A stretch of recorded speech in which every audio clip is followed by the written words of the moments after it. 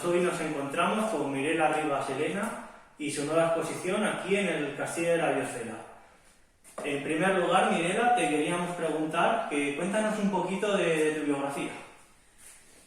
Bueno, pues digamos que todo comienza desde muy pequeña, como me imagino como la mayoría de algunos artistas que comienzan desde muy chicos, otros aprenden porque lo descubren o les empieza a gustar, pero en mi caso fue desde muy pequeña. De hecho, veía a mi madre pintar, que también pinta cuadros, y fue la que me metió en este mundo, y luego ya pues continué con mis propios pasos.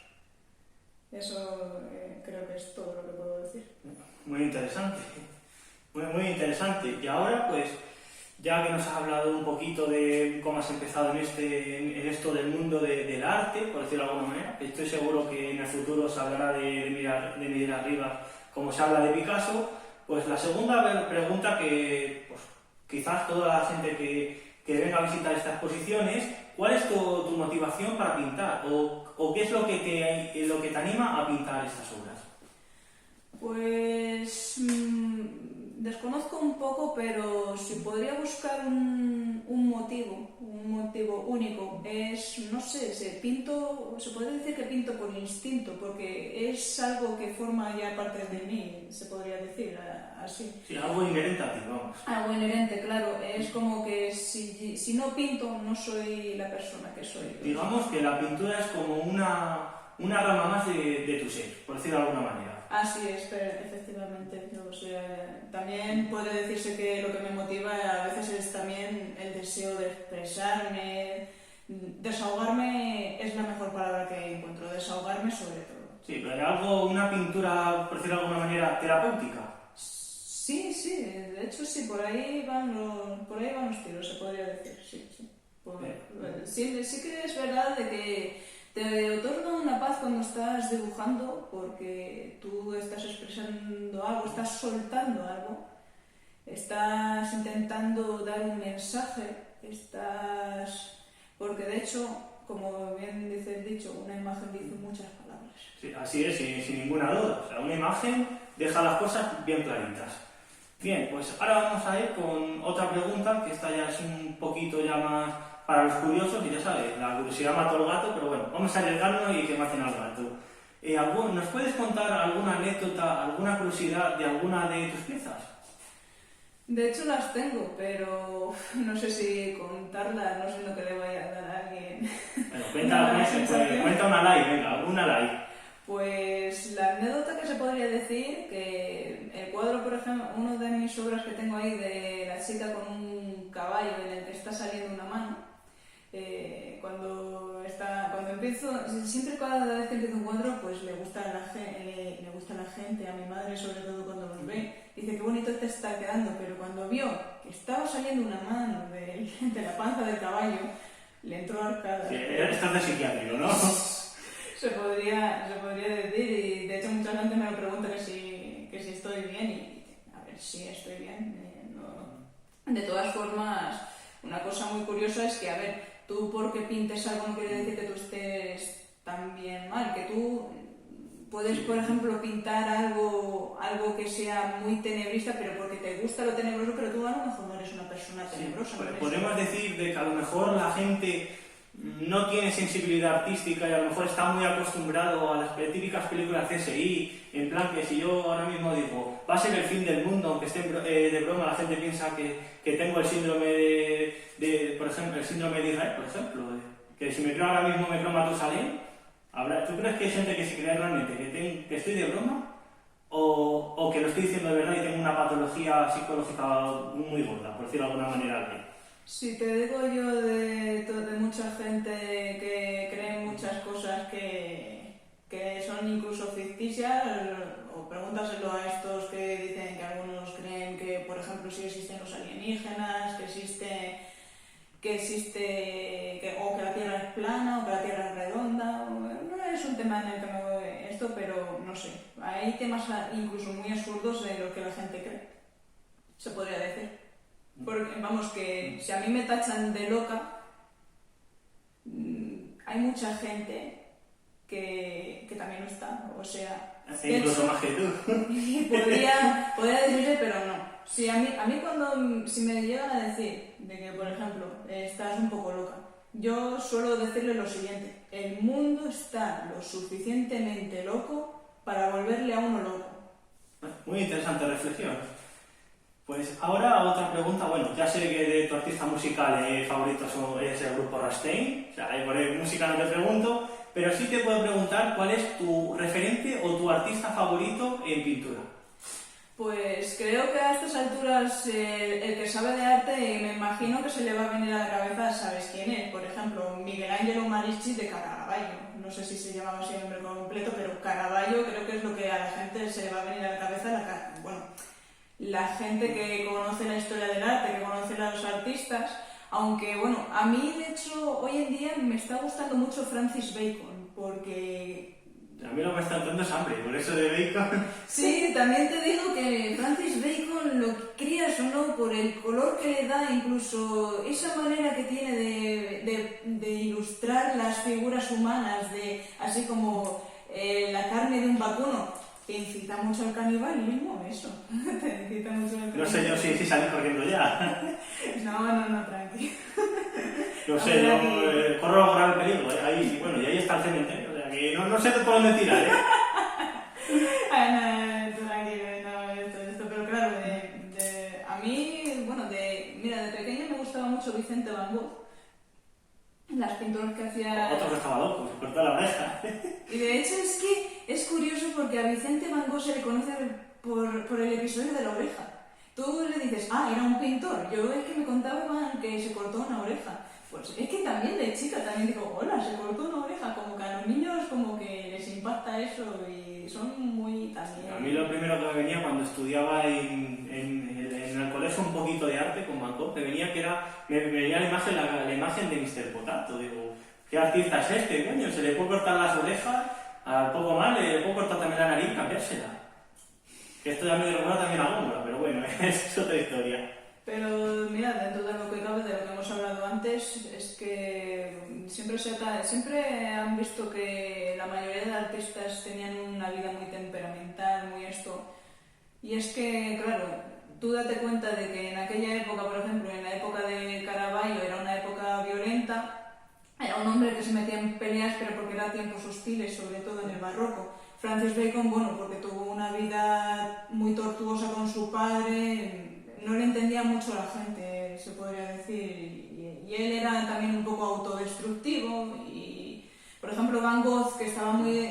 Van Gogh lo que le pasaba es que, a ver, era una persona muy buenísima Van Gogh, pero es que a Van Gogh lo que le afectaba era que como vivía en pobreza, no vendía ningún cuadro, y es que Van Gogh mordía mucho. Hay una cosa muy curiosa de Van Gogh, que es que mordía los pinceles y como el óleo tiene como plomo. Vamos, era el yonki del barrio. No, y muchos artistas que vivían la vida de bohemio, pues se iban al alcohol, se iban de prostitución, ¿sabes? Se iban a esos burdeles donde se reunían mucho, tanto Picasso, Van Gogh, Monet, muchos artistas. Sí, todo lo que vemos en las películas, vamos, no es nada nuevo. No es nada nuevo, o sea, vamos, que si alguien ha estudiado la historia del arte lo sabe, que siempre, por ejemplo, en épocas estos del impresionismo, pues era muy común, había prostitución, había esto, y claro, ¿dónde se iba? Han sido lugares de reunión donde se han reunido muchos intelectuales, tanto literatos, músicos, pintores, poetas, ¿sabes? Ese era el ambiente. Así que pues, podemos decir que eran personas de una época, pero sobre todo personas. Vale, perfecto. Pues ahora otra pregunta. No te voy a preguntar cuál es tu obra favorita que has hecho tú, porque me dirás todos los cuadros son como hijos míos y a todos los hijos los quiero por igual. Pero sí me gustaría preguntarte cuál es tu obra favorita de toda la historia del arte. La obra favorita de la historia del arte. Es un poco difícil porque a pesar de que a mí, por ejemplo, me gusta mucho Caravaggio, hay muchos cuadros que hizo Caravaggio del tenebrismo que es que me gustan un montón, pero creo que, quitando a un lado Caravaggio, hay uno que sí que me gusta mucho y que de hecho lo tuve en cuenta con el tema de, por ejemplo, pintar la sangre, era el de Artemisa Gentileschi, el de Judith decapitando a Holofernes, pero También tengo otro que es que a mí el que me gusta mucho, mucho por ejemplo, es La noche estrellada. Ese de Van Gogh me gusta Sí, sí, bastante. un clásico, vamos. Un libro clásico de portada de libro de historia del arte. Sí, me resulta incluso muy impresionante que Van Gogh ha sido muy popular, a pesar de que tenía cierta rebeldía por no seguir unos ciertos esquemas, pero de hecho La noche estrellada tú lo ves y ese efecto de luces y esto, vamos, que la pincelada es muy original de él, o sea, lo que hay que reconocerle a Van Gogh es que es muy original la obra suya, o sea, vale que a lo mejor absorbió ciertas pinturas porque está muy inspirado, por ejemplo, en Monet, en el Angelus de Millet, por ejemplo, pero la pincelada de Van Gogh es única, se podría decir, y La noche estrellada le da como unos efectos de luces que es mágico también, no sé. Pero si me tuviera que quedar con una entre esas dos, creo que me gusta mucho el de Artemisa porque tú cuando ves ahí es muy realista, hay como dos mujeres sujetándole ahí con fuerza porque tú ves a Judith de Caravaggio y está así como de postureo y la sangre parece una loncha de jamón, se podría decir ahí. Sí, que estamos acostumbrados a ver películas de sangre y lo que queremos es ver sangre, ¿o no?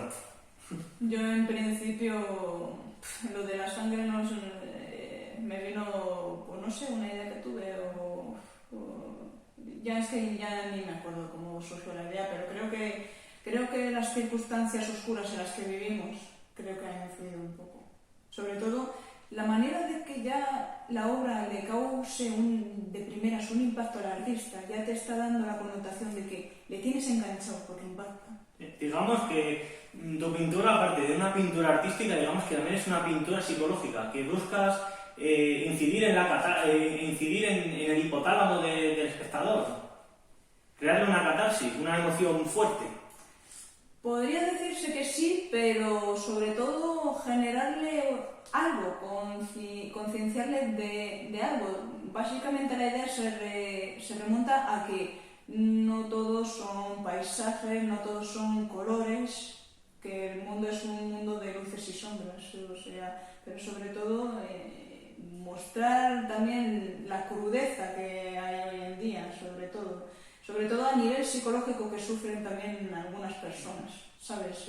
Sí, entiendo. O sea, una pintura al estilo de grandes de España, como por ejemplo puede ser Goya, que en vez de contar un hecho bélico en plan periodístico, tú, digamos, que en vez de ser periodista como Goya, eres psicólogo, en cierto modo. No soy psicóloga, pero sí que me gusta mucho abarcar en el tema de la psicología de una persona porque es algo que no se toca mucho, sobre todo, no se tiene en cuenta, por ejemplo, de que si esta persona, por ejemplo, tiene un problema, más que resolverlo, nos lo quitamos del medio, se podría, o preferimos no hablar, porque, este está loco, este está loco. Digamos que hemos pasado del tabú del sexo al tabú de la enfermedad mental. Efectivamente. Es un tema que también hay que darle importancia y de que a mí me llama mucho la atención, sobre todo. Yo es que incluso leo libros y historias de personas que han cometido crímenes y todo esto, y es muy interesante verle cómo a la vez tú conoces a una persona que puede ser normal, pero cómo es por dentro, o sea, porque esto es muy importante, o sea... Sí, es el motor de todo, es obviamente. el motor de todo, sí, es el motor de todo. Ahí es todo lo que te puedo decir, darte por lo menos una pista. Vale, pues ahora vamos a hablar de una pregunta también polémica, que ya sabemos que a ti la polémica te gusta un poquito, es mucha gente hemos visto pues como en grandes redes sociales como Instagram, incluso la televisión, pues hay censura a obras pues, que son de desnudos. Mi pregunta es, ¿has pintado o pintarías una obra con un desnudo integral? Hombre, sí que me gustaría pintarlo, pero es que el problema básicamente es eso, porque tú puedes ponerlo en una exposición, pero si tú quieres darte más visualización y todo eso en las redes sociales sí que se censuran, o sea, pero bastante de hecho. Pero creo que en el tema de que si se trata de una pintura, no tanto, porque de hecho tú has visto el cuadro de Gustavo Courbet, El origen del mundo, en el que básicamente te explica ahí Sí. realista. Más explícito no puede ser. Más explícito no puede ser, o sea, cuando se trata de, creo que lo toleran un poco más en el campo de la pintura, Aunque sinceramente a mí, no sé, como me gusta mucho los semidesnudos a mí, no sé, yo tengo esa rareza, ese fetiche que lo veo más bello, así semidesnudo. A mí me gusta mucho pintar a una mujer en sujetador y en pantalón, no sé, porque me parece como muy guerrera. Sí, muy... digamos que tu obra también quiere hacer un empoderamiento femenino, pero a la parte quiere crear un mito en torno al erotismo y no a lo pornográfico, por decirlo de alguna manera. Bueno, es que yo los términos no sé hoy en día qué significan, porque le ponemos cada término a una cosa pero lo de empoderamiento de la mujer no es un tema en lo que yo me centro, sino yo trato de pintar a todo, tanto hombre como mujer, que todos tenemos una debilidad y tenemos una decadencia. La figura de la mujer del cuerpo sí, o por supuesto que se puede mostrar, o sea, sobre todo no concienciar de que es algo natural, de que esto, pero no sé, a mí es que tampoco me va esa idea de que por el hecho de que una mujer sea empoderada no tiene por qué estar desnuda, porque solamente estás limitando a la mujer al cuerpo. O sea, yo creo que para empoderar a una mujer creo que deberías de mirarla a nivel psicológico, ¿no? O también por las acciones más bien por los actos. Pero es que, claro, el arte, por ejemplo, el arte que lo llaman el arte feminista, le da mucha importancia al cuerpo de la mujer. De hecho, mira, ¿por qué si queréis entonces de que os quejáis de que, por ejemplo, de que se escandaliza la gente por ver a una mujer desnuda? ¿Por qué vosotros intentáis censurar un cuerpo femenino? Por ejemplo, que ha habido ocasiones que han intentado quitar la odalisca de Ingres o la pintura de Manet, esa de la odalisca de Manet. Sí, digamos que a lo mejor tenemos una mentalidad en torno al cuerpo humano, en torno a la desnudez humana, muy light. En plan, queremos que estudiar los libros de anatomía, pero mejor un muñeco que una persona.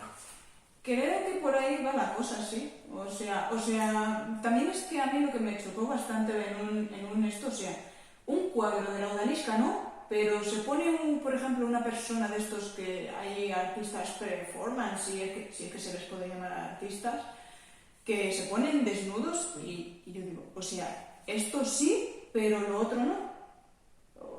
No entiendo nada en teoría, pero es un tema que de esto sí que hay que hablar bastante y criticarlo, o sea, porque es que no lo entiendo. Pero yo en teoría si tuviera que pintar un desnudo lo pintaría encantado. Yo tengo otra manera de ver la belleza de una persona, pero lo dicho, sí que ha sido muy importante el desnudo femenino en la historia del arte, o sea... Pero ahora se me viene a la cabeza, por ejemplo, la libertad que anda del pueblo de Lacroix, por ejemplo. O la famosa imagen de la Segunda República, por ejemplo. Sí, aunque esa está, como te digo, semidesnuda y de hecho me parece muy bonito el cuadro de esto, pero no solamente por el tema del desnudo femenino, sino también a mí lo que me gusta de ver el cuadro de Delacroix es la expresión de que la gente que está siguiendo a la mujer y sobre todo el ambiente, que hay gente muerta debajo, hay humo, incluso un niño con una especie de pistola revólver. Sí, un cartero, que nos lo contaba que era un cartero, pero vamos, que es la expresión, o sea, es increíble, tanto los colores que como usa Delacroix y el expresionismo de los gestos y todo también es muy importante para causarle al espectador cierta sensación. Bien, pues ahora otra pregunta también, como hemos visto que controla la historia del arte, nos gustaría preguntarte, ¿cómo te gustaría ser recordada la historia del arte o la historia en general, si quieres ser más generalista? No es algo que busque en principio, pero bueno, si puedo llegar al honor de ser recordada en la historia del arte, pues no sé. La artista, a mí me gustaría ser recordada como una chica que le gusta pintar, que sobre todo que se expresa, que sobre todo eso, que es libre de pintar, que se siente libre de pintar, o mi movimiento de esto que es muy oscuro, o esto pues que rompa con lo que es con lo que están haciendo por lo menos con el arte de hoy en día. O sea, romper esquemas, vamos. Romper un poco, porque el arte contemporáneo contemporáneo no es solamente el arte abstracto como lo están limitando, ni tampoco son los performances o los vídeos, o sea, vale que sí, los vídeos te pueden ayudar, pero un vídeo de ahí, de una actuación, creo que no te genera mucho una pantalla. O sea, no crea la catarsis esa de la que hemos hablado anteriormente. Creo que no. A ver, tú en cambio, si ponemos por ejemplo un vídeo y al lado un cuadro que bien pintado, por ejemplo, no te da como preferencia de ver las pinceladas, los trazados, el trabajo que hay detrás de ese cuadro, porque tú lo ves ahí en un vídeo y ves una pantalla, o sea... A mí es que una pantalla no me genera tanto. Sí, pero quizás es más fácil de mantener en el tiempo un vídeo que a lo mejor una obra, porque hemos visto pues, sucesos en la historia de España, por ejemplo en la Segunda República, que hubo muchas obras que se tuvieron que trasladar al extranjero, por ejemplo la Mona Lisa estuvo en un castillo en Francia durante la Segunda Guerra Mundial. Quizás el arte contemporáneo tenga esa ventaja de poder ser más fácilmente almacenado, porque un vídeo lo puedes almacenar en un lápiz de memoria, en un disco duro. Sí, pero básicamente el vídeo lo que tendría que cumplir más que la función de convertirse en una obra artística, más bien también de conservarlo, que dentro del mundo del arte. El cine también es arte, pero va por otra rama, se podría decir. Digamos que es una rama más comercial. Sí, es más comercial. Esto, en cambio, sí, han perdurado obras y esto, y sobre todo se las protegen y todo esto, pero sí, el vídeo lo que debería de cumplir como función es como eso, como registrar y dar la información de cómo era esa obra por si se pierde y todo lo demás. Pero, ojo, que un vídeo también se puede perder. Sí, fácilmente. O sea, estamos acostumbrados a escuchar pues cosas tan apocalípticas típicas de películas de los 90, el gran apagón o un apocalipsis digital. Efectivamente, o sea, dependemos tanto de la electricidad que todo tiene su desventaja. Pero diría que el vídeo tendría más desventaja que una obra de arte. Sí, porque ya no sería necesario tenerlo en un museo, porque perfectamente podrías tenerlo en la red subido. Claro. Exacto, tú el cuadro lo puedes subir a las redes sociales, pero el vídeo, si lo tienes puesto solamente ahí o esto, y si se te borra, pues, bueno, no sé, yo lo veo así, no sé cómo lo verás tú. Sí, también podríamos decir que también lo digital puede ser también un gran recurso para, por ejemplo, tener copias de obras originales, de obras, bueno, de grandes obras, como por ejemplo la Mona Lisa, la Venus de Botticelli, tenerlas digitalizadas por si las moscas desaparecen las originales. Sí, claro. Eso es una de las primeras labores que deberían hacer las tecnologías. Eso es una de las grandes labores que podrían hacer. Y de hecho no se aprovecha mucho eso. Por lo menos de lo que yo he visto. No lo usan mucho, sino ahora se ponen a hacer vídeos de performance y estas cosas. No están muy bien usados. A veces ni las redes sociales están bien usadas, ni las tecnologías tampoco están bien usadas. Y por último ya, nos gustaría hacerte dos últimas preguntas. La penúltima pregunta sería, ¿estás trabajando en la actualidad en algún nuevo proyecto artístico? Pues sí, de hecho me interesaría hacer como unos pequeños cuadros y inspirarme mucho en la temática de los grabados de Goya,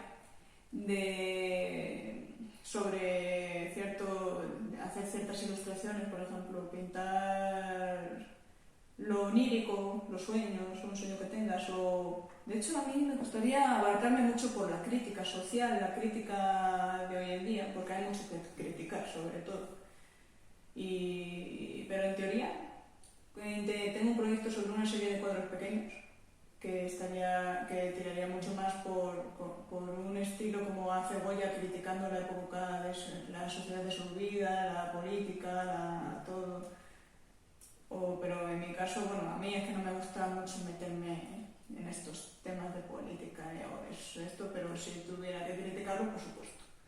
Pero me gusta mucho más abarcar por la fantasía, por el tema de las pesadillas, los sueños, porque también son cosas de la mente humana, ¿sabes? Sí, esto me recuerda un poco a Sigmund Freud, la interpretación de los sueños y... Sigmund Freud es que... Sí, un personaje también un poco contradictorio.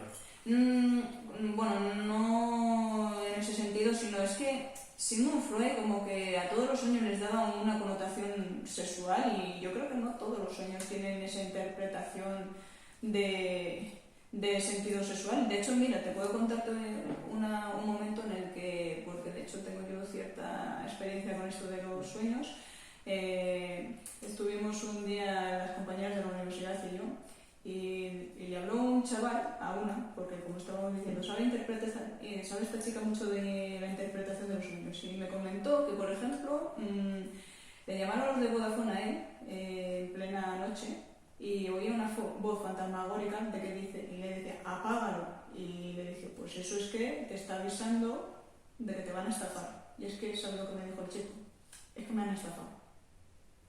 Increíble, o sea, la realidad supera la ficción. No, me quedo sin palabras, la verdad, no sé qué decir. Pues nada, tiene su sentido, pero vamos, de Sigmund Freud es que le daba todo mucho a la connotación sexual y yo creo que no, en ese sentido, o sea, todo que no tiene por qué ser así, yo creo que dicen algo más. No estoy yo muy de acuerdo con lo de Sigmund Freud, se podría decir. Y ya por último, esta pregunta creo que es obvia y mucho no la preguntamos porque nos gustaría también que esto sucediera, es ¿volverás a exponer aquí en San Martín del Castañar? Pues sí, yo debo estar de hecho agradecida a San Martín del Castañar de que me ha dejado ponerlo y de hecho esta es la primera exposición individual que hago aquí, así que ya es un acto de gratitud porque la mayoría de las anteriores exposiciones que hice las tenía que compartir con otros artistas y bueno, pues he intentado, quiero hacer voy a ver si puedo hacer una individual con mis propias obras y bueno, pues este pueblo, San Martín, que de hecho es muy bonito, pues me ha dado esa oportunidad, así que todas las veces que quiera San Martín contar con mi obra, pues estará disponible. Pues muchísimas gracias y eso es todo. Esperemos que esta exposición llegue a vuestra catarsis.